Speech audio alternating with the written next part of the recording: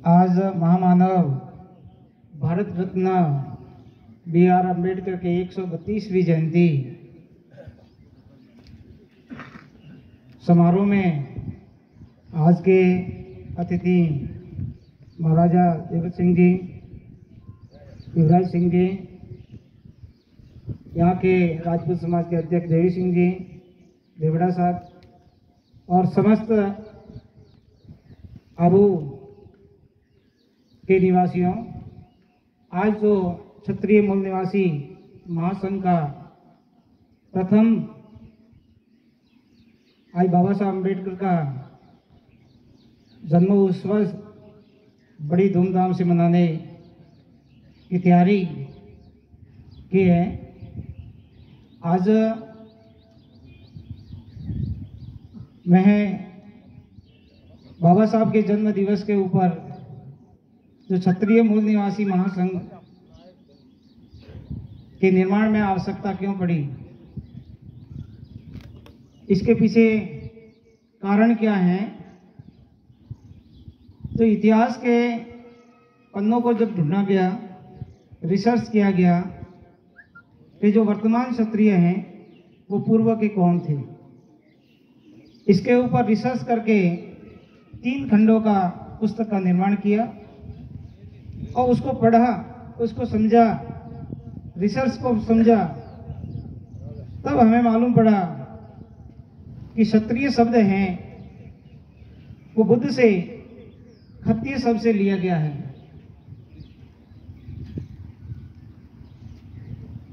जो ये पुस्तक 3 खंडों में है, वर्तमान क्षत्रिय पूर्व कौन है, इनको सब पढ़िए, तो उससे पढ़ने से हमें ज्ञात हुआ कि क्षत्रिय कौन है।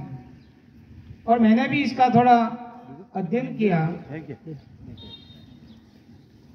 तो मालूम पड़ा कि जो वर्तमान की जो है जो पहचान है वो जाति व्यवस्था की पहचान है, और जाति व्यवस्था के समूह की जो पहचान है जो संविधान के कॉन्स्टिट्यूशन में दिया, तो इसमें अपन को ज़्यादा इसके पीछे जानकारी करते हैं। तो आज हमें उन जाति व्यवस्था के द्वारा अवसरों की खत्म किए गए, अवसर खत्म हो जाते हैं तो बेरोजगारी उत्पन्न होती है। अपने इतिहास के साथ में घोटाला किया गया।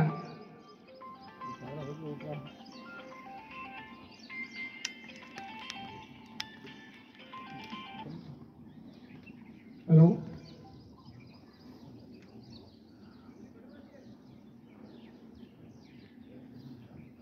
क्षत्रिय का अर्थ ही है कि प्रजा और जीव की रक्षा करना। आप इसको ढूंढ लेना डिक्शनरी के अंदर कि प्रजा और जीवों की रक्षा करना क्षत्रिय का शब्द है अर्थ। अब प्रजा और जीव की रक्षा करना ये तो प्रत्येक व्यक्ति का काम है, प्रत्येक जीव का काम है, प्रत्येक जो मनुष्य का काम है। तो हमें ये सोचना चाहिए कि उस प्रत्येक व्यवस्था है तो उसका नियंत्रण करने वाला कौन है। तो जब प्रजा होगी तो उसका नियंत्रण करने वाला राजा होगा, शब्द है। और राजा मिल के होते हैं जो एक पूरी संस्था क्षेत्र चलाते हैं, उसको महाराजा कहते हैं। और महाराजा को मिलकर एक पूरी देश को चलाते हैं, उसको कहते हैं सम्राट कहते हैं। तो ये सम्राट आपने देखा इतिहास के अंदर किन किन के पीछे लगा। क्या वो हमारे राजा नहीं थे? उसको खलनायक बताया गया है,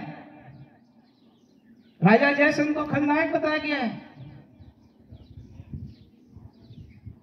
तो इस शब्द के पीछे अपन को जाना कि जो क्षत्रिय शब्द हैं वो हमारे कौन से लोग हैं। मैंने इसमें देखा, इसको पुस्तक को पढ़ा, रिसर्च को देखा, तो ये सब अभी कहा था कि चंद्रवंशी और सूर्यवंशी हैं। तो यहां आपको कहते हैं कि 36 कौम। अभी की भी आपको पूछा जाए कि 36 कौम बताइए सब कौन है, 36 कौम इकट्ठी हुई है। तो यहां मैंने देखा कि सूर्यवंशी की 10 जो गोत्र हैं, सूर्यवंशी के 10 गोत्र हैं, चंद्रवंशी के 10 गोत्र हैं, 4 अग्निवंश के गोत्र हैं और 12 हैं वो ऋषि वंश के गोत्र हैं।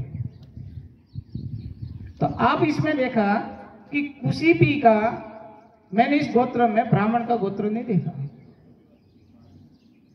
तो इसका ये पहले पूर्व वक्ता ने कहा था कि ब्राह्मण वर्सेस गैर ब्राह्मण का इस देश के अंदर झगड़ा चल रहा है जो 5000 वर्ष हुए। तो आप देखें हैं कि आपके जो राजा हैं, राजा का गोत्र है और प्रजा का गोत्र एक ही है। जो परमार, सोलंकी, भाटी, राठौर, देवड़ा दूसरे हैं, तो प्रजा का भी वही गोत्र है और राजा का भी वही गोत्र है। तो इसका मतलब हम पूर्व में लोग हैं।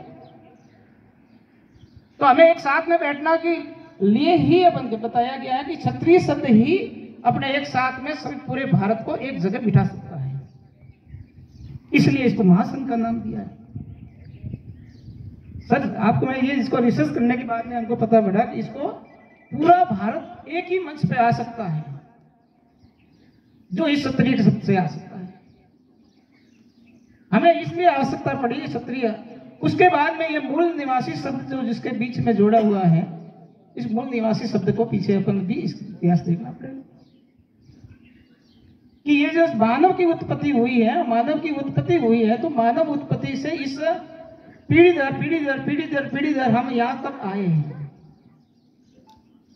तो यहां भी हुआ कि विदेशी लोग हैं वो भारत पे आक्रमण किया है तो विदेशी कहलाएंगे, और जो यहाँ भारत में रहने वाले लोग हैं वो मूल निवासी कहलाएंगे। हमें जो क्या बांटा गया, आदिवासी ही मूल निवासी है। तो ये आदिवासी ही मूल निवासी है, इसका मतलब हम क्या, हम बाहर से आए हैं? या हमारा 36 कौम है वो एक ही जायजम पे बैठने वाली कौम है, तो क्या हम बाहर से आए हैं? तो ये अलगीकरण करने का जो इस व्यवस्था के अंदर जो तंत्र काम कर रहा है, उस तंत्र को समझना पड़ेगा कि ये तंत्र कौन काम कर रहा है। जब हमें दोस्त और दुश्मन की जो पहचान होगी कि हमारा दोस्त कौन है, हमारा दुश्मन कौन है, जब तय होता है। एक अपने घर से भी जाता है, किसी गली में कुत्ता काटता है तो उसको कहता है कि भाई देख वहां कुत्ता काटता है तो संभाल के जाना। तो ये काम किसका है? हमारी आने वाली पीढ़ी को दिशा देने का काम, उसको समझाने का काम कि मेरा दोस्त कौन है और दुश्मन कौन। तो साथियों, ये मूल निवासी है इस देश के अंदर। कुछ मैं आपको थोड़ा ही पहचान से आपको जानकारी देता हूं कि ये अपने धीरे धीरे जो पहचान जो बड़ी है लोगों के अंदर, उसका शब्द में पड़ी है। तो इस देश के अंदर आर्यों का बाहर से आगमन हुआ है, आगमन हुआ है आर्यों का। जो आर्य नहीं थे वो अनार्य, सीधा सा इसका अर्थ है, जो आर्य नहीं है वो अनार्य। समय के अनुसार वापिस उसका शब्द में संशोधन होता है और पहचान बदलती है। ये आर्य हम तो के सूर है, जो सूर नहीं थे वो असुर। सीधा सा इसका अर्थ है कि जो सूर नहीं थे वो असुर है। समय के अनुसार वापिस शब्द की जो पहचान की गई, उसमें आपको कहा कि हम तो देव हैं, सूर है वो देव हैं, तो देव नहीं है वो दानव। सीधा अपन छोटा सा अपन कहते जो देव नहीं है वो दानव। तो ये लोगों के अंदर शब्द के अंदर प्रचार कि कौन देव है कौन देव। और आपको देखा कि वो लोग आर्य अनार्यों का युद्ध हुआ, सूर असुर का युद्ध हुआ, देव दानव का युद्ध हुआ। उसके बाद में अपन इतिहास में देखते हैं तो उसके बाद में आती है वर्ण। वर्ण का अर्थ होता है रंग। आज अपन कहते हैं कि विदेशी का रंग गोरा होता है, उसको स्वर्ण, और दूसरा जो वर्ण के अंदर जो काला कटूला गोरा होता है उसको कहते हैं अपन को अवर्ण। अवर्ण तो यह वर्ण व्यवस्था में किया कि ब्राह्मण, क्षत्रिय और वैश्य, ये किसने निर्माण किया? जिसने निर्माण किया वह अपने आप को सबसे ऊपर रखा। जब अधिकार देने की बात आई कि वर्ण व्यवस्था के अधिकार देने की बात आई तो ब्राह्मण ने 4 अधिकार लिए। सीधी सच बात है कि जब वर्ण व्यवस्था निर्माण करते हैं तो अधिकार भी देने पड़ते हैं। जैसे संविधान चल रहा है तो अधिकार भी देने पड़ते हैं। तो ब्राह्मण ने 4 अधिकार लिया। 4 अधिकार, एक तो पढ़ाने का, एक पढ़ने का, एक शस्त्र और एक संपत्ति का। दूसरा आता है क्षत्रिय की बारी आए तो उसको एक अधिकार कम किया, पढ़ाने का अधिकार नहीं मिलेगा। तो इन्होंने अपन देखा कि यहां से ही अपना जो क्षत्रिय था वो पिछड़ गया। जो उन्होंने लिटरेचर निर्माण किया वही लिटरेचर उनको पढ़ाने का दिया। वैश्य की बारी आई तो 2 अधिकार कम किए। एक तो उसको पढ़ाने का अधिकार नहीं मिलेगा, शस्त्र का अधिकार नहीं मिलेगा, तो पढ़ सकता है, संपत्ति रख सकता है। और उसके बाद में जो अवर्ण जो लोग थे, जो पूरे भारत के अवर्ण के लोग थे, वही लोगों को क्या किया, इन 4 अधिकारों से वंचित किया। इसलिए बाबा साहब ने इतिहास के अंदर इसको कहा बैकवर्ड, ये पिछड़ा है। और पिछड़े होने के कारण से अब पिछड़े में 2 थे, एक तो सचूत था, एक अछूत। सचूत को आज वर्तमान में ओबीसी कहते हैं, अन्य पिछड़ा वर्ग। और जो अछूत था, जो आपको टचेबल नहीं था, उसको कहते हैं एससी और एसटी। तो यहां अपने मूल निवासी शब्द का आता है कि हम ये मूल निवासी अपन कहां से हैं। जब इनका परमार, सोलंकी, भाटी, जो भी आपका जो गोत्र है, वो की गोत्र क्षत्रिय के अंदर भी है। आपके वैश्य के अंदर जाओ आपको गोत्र नहीं मिलेगा, आप ब्राह्मण के अंदर जाओ आपको गोत्र नहीं मिलेगा। तो हमें किन को के साथ में अपना सहयोग करना चाहिए, किनके साथ में करना था, ये संबंध आपके इस विषय में रखा हुआ है कि बाबा साहब अम्बेडकर के साथ में क्यों सहयोग किया, कैसे क्यों सहयोग किया, किसने सहयोग किया। कुछ न कुछ तो अपने मन के अंदर उनके प्रति आगे बढ़ाने की। वर्तमान के अंदर 3 साल हो गए, ओबीसी के 314 IAS इंटरव्यू में पास हो गई, 6 महीने की ट्रेनिंग ले ली। उसके बाद में उनको कह दिया कि आपको तो क्रिमिनल के अंदर आते हो, आपको पोस्टिंग नहीं मिलेगी, और उनको 314 कलेक्टर बनने से वंचित कर दिया। और उस समय जो आपका क्षत्रिय थे, वो टैलेंट को देखकर विदेशों में पढ़ने के लिए बाबा साहब को भेजा। आज जो वर्तमान जो शासन प्रणाली है, जो व्यवस्था है, विधायिका, कार्यपालिका, न्यायपालिका और मीडिया। हाँ, विधायिका के अंदर कांग्रेस, भाजपा, मार्क्सवादी, तृणमूल कांग्रेस दूसरे हैं, तो संपूर्ण इनका नियंत्रण और नेतृत्व है वो ब्राह्मण के पास में आते हैं। कार्यपालिका है जो आपका 80% ब्राह्मण तत्व उसी जाति के लोगों के पास में होगा। उसके बाद में न्यायपालिका है तो 97% आपको उसके पास में, एक ही कौम के पास में है। और उसके बाद में मीडिया है, 100% उनके पास में, ब्राह्मण बंदियों के पास में हो गया। तो साथियों, हम कितनी, कौन सी व्यवस्था के अंदर, अब किस व्यवस्था के अंदर हम गुलामी में जी रहे हैं।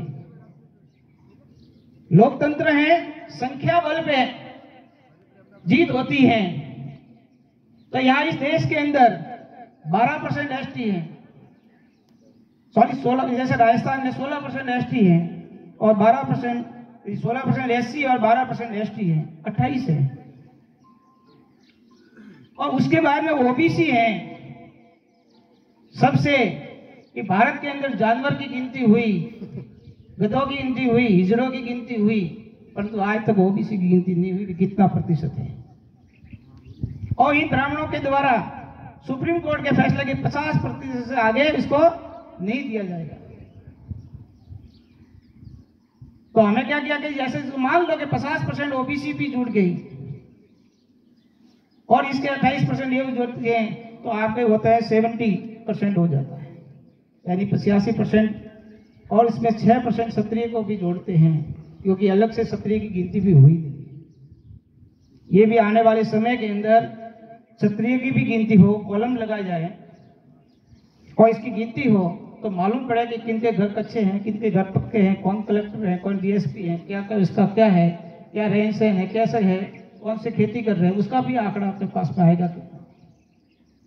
तो ये इस प्रकार के क्षत्रिय मूल निवासी महासंघ की स्थापना जो की है। तो देखो सर, जो बाबा साहब अम्बेडकर को जब टैलेंट देकर विदेशों के अंदर पढ़ने के लिए गए और वापिस जब सयाजीराव अपने गायकवाड़ जी बड़ौदा नरेश के उनके यहाँ नौकरी करने लग गए तो वो फाइल ब्राह्मण ऐसे फेंकता, जो इतनी डिग्रियां का लेने का उसका सम्मान, एक फाइल ऐसे फेंकता था। पानी पिलाने के लिए कहता था, पानी तक नहीं पिलाता था, खुद उठ के पानी पीते थे। तो उन्होंने मान सम्मान और स्वाभिमान के लिए वो नौकरी ठोकर कर दी, वो नौकरी नहीं की। वापिस वो अपने बॉम्बे जाते हैं और प्रोफेसर के काम पे करते हैं। अब उनका जो पूरा संगठन, राष्ट्रीय स्तर का संगठन बनाना था, प्रचार करना था, तो मीडिया की आवश्यकता होती है।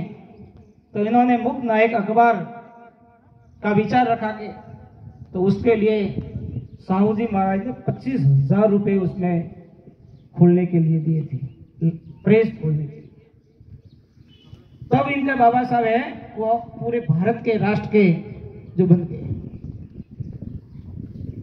उसके बाद में जोधपुर अपने सिरोही महाराजा का जो केस जमीन का था, वहां उनकी जो वकालत बाबा साहब अम्बेडकर ने की और उस वकालत में वो जीत हुई, तो संबंध बन गया। जब वो हिंदू कोड बिल के जो रखा था, उसके बाद में उन लोगों ने जो विरोध किया, वहां मंत्रिमंडल से इस्तीफा दिया, तो नेहरू ने उस समय उनको मंत्रिमंडल का जो बंगला था संसद का, वहां से खाली करवाने के लिए आदेश दे दिए। और वहां से ये प्रस्ताव अपने सिरोही महाराजा ने कहा कि मेरे आप कोठी में आप रहिए। ये संबंध है। आज पूरा भारत इस सिरोही को, बाबा साहब अम्बेडकर से सिरोही को जोड़ रहे हैं। ये कितनी वहां आप देखो, हर समय वीडियो अभी आ रहे हैं कि सिरोही का नाम, ये सिरोही अभी यहां नहीं रहा, इंटरनेशनल हो गया। तो ये संबंध अपने जो रहे हैं, उस संबंध को आगे भी इस प्रकार का बढ़ाना है। मैं इसको दावे के साथ में कहता हूं कि जितने भी हमारे जो संगठन कामसेप के 88 संगठन बने हुए हैं, वो क्षत्रिय मूल निवासी महासंघ के अंदर समाहित हो गए। एक ही संगठन रहेगा पूरे देश का। और उस समय इसको अपने प्रजा का जो पालक कहा गया है, जो प्रजा के पालक है, शासक है, राजा महाराजा है, उन लोगों को आगे आना पड़ेगा। जब तक आप आगे नहीं आओगे, मुझे एक गांव के, आज भी एक अपने छोटा सा उदाहरण है कि गांव के ठाकुर साहब ने कहा आपको गांव को सबको बुलाया, 36 कौम को, आपको एक आदमी जाएगा और पूरे गांव को बुलाएगा, आपके हजारों लोग इकट्ठे हो जाते हैं। और आपके एक इतिहास में देखिए, ब्राह्मण आपके घूम के जाएगा जब कोई भी इकट्ठा हो जाता है। परंतु वो आज शासक है, वो भी क्षत्रियों को टिकट दे रहा है, वो भी SC को टिकट दे रहा है, वो OBC को टिकट दे रहा है, और जो ज्यादा गुलाम होगा उसी को टिकट दे रहा है, जो उनके तलवे चाटने वाला उसी को टिकट देता है। आज लोकतंत्र के अंदर राजा वोट से बनता है और संख्या बल से बनता है। तो हमें ये रविंद्र सिंह जी को मालूम है कि यूपी के अंदर 5 दिवसीय कॉन्फ्रेंस जो हुई थी, जो राष्ट्रीय स्तर की कॉन्फ्रेंस हुई थी, उसमें कहा था कि हम 6% और जोड़ रहे हैं 85 में, हम 51% इस देश में व्यवस्था परिवर्तन करेंगे। 51% लोग मिलकर हम व्यवस्था परिवर्तन करेंगे। तो इस बात को समझना है और इस बात को जानना है, इस बात का रिसर्च के लिए आपको पढ़ना है और पढ़ेंगे। आप इस प्रकार के सम्मेलन लेंगे, अधिवेशनों में जाएंगे और तब मालूम होगा। और मैं इस मौके पर आज एक संदेश दे रहा हूं कि प्रातः स्मरणीय महान देशभक्त महाराजा जयसिंह जी का 1170वां जन्म दिवस है, जो 21 मई को पूरे देश भर में क्षत्रिय मूल निवासी महासंघ से जो मनाया जाएगा, उसमें ज्यादा से ज्यादा लोगों को भाग लेना है और आम लोगों को जोड़ना है कि जयसिंह जी ने क्या आम लोगों के लिए काम किए, और उसके इतिहास को पढ़ना और समझना भी है। जी, तो इस आपको समझना है, इसको पहचानना है। साथियों, मेरी बातें खूब सारी हैं, क्योंकि ये एक दिन का काम नहीं है, ये हजारों वर्ष का काम है और इसके लिए समय 5-5 दिन है। और आपसे मैं निवेदन कर रहा हूँ, आज ही मेरे पास में जो फोन आया है, दिल्ली से फोन आया कि 5 दिवसीय जो कॉन्फ्रेंस है, जो हमारे इसको कहते हैं प्रशिक्षण, कि जिस समाज को तैयार करना है उस समाज को प्रशिक्षण दिए बिना कोई समाज तैयार नहीं होती है। तो 5 दिवसीय प्रशिक्षण माउंट आबू के लिए जहाँ प्रस्तावित हो गया है, तो मैं आपको इस कहने के आज से ही तैयारी करो कि मई के अंत में या सिरोही में होगा, जिसमें राजा महाराजा साहब आप भी उसमें शरीक होना है। आपको भी 5 दिवसीय प्रशिक्षण लेना है और इसमें सिरोही में, और सिरोही नहीं बल्कि पूरे भारत के अंदर आपको नेतृत्व करने की इसमें विचार रखना है। मैं इतना ही इस मौके पर कहना चाहूँगा।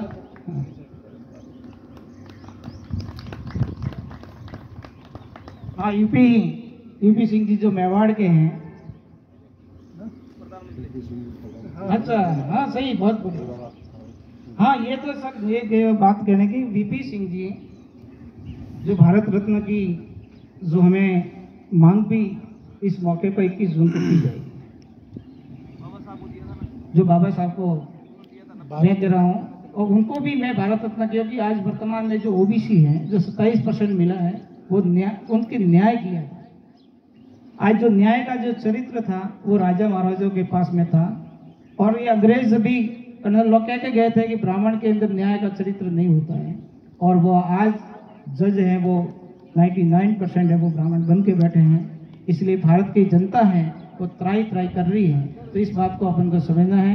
जो बाबा साहब के लिए हर समय जो क्षत्रिय है, क्षत्रिय शब्द ही आपको ये समझना है कि प्रजा और जीवों की रक्षा करने वाला, और प्रजा की रक्षा करने वाला जो दिशा निर्देशन देता है वही राजा महाराजा होता है। मैं इतना ही शब्द कह के आज का विराम करता हूँ। जय मूल निवासी, जय छात्र।